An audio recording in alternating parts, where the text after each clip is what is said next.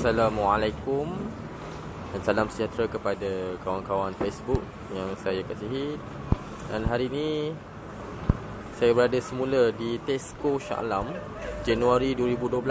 Setelah 3 bulan saya tidak mengunjungi kedai Books ETC, Your Family Bookstore, dan saya lihat ada banyak perubahan yang berlaku. Jom kita lihat apa dia.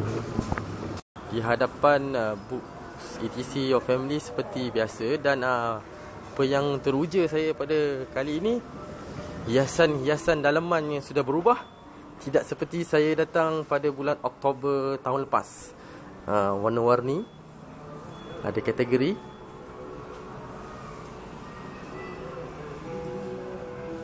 Okey, di sini masih lagi buku-buku doa dan zikir. Di sini masih lagi kaunter juruang. Ini dia pemilik Book ETC, senyum simpul. Ada bahagian UPSR. Buku-buku sekolah ada di sini, dan saya lihat begitu cantik sekali hiasan dalaman, dekorasi yang mereka lakukan. PMR. Dan ini susun atur terkini di dalam Book ETC. Dan ada penambahan rak-rak baru di situ.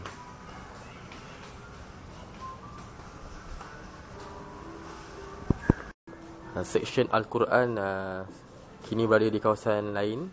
Di sini begitu luas, terdapat 4 elemen khas untuk Al-Quran, dan juga produk-produk sekolah, alat tulis.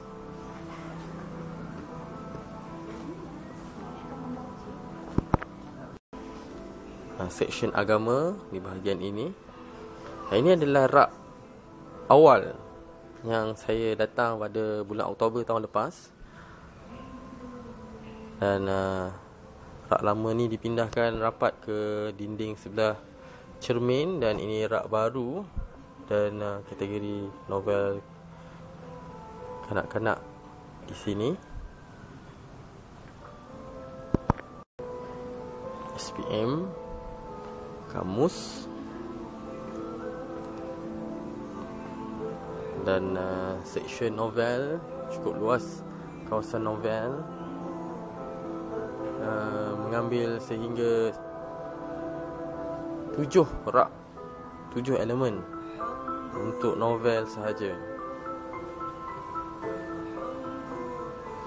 Kaunter kedua masih lagi kekal seperti di sini, dan penolong pengurus yang berdedikasi bertugas. Dan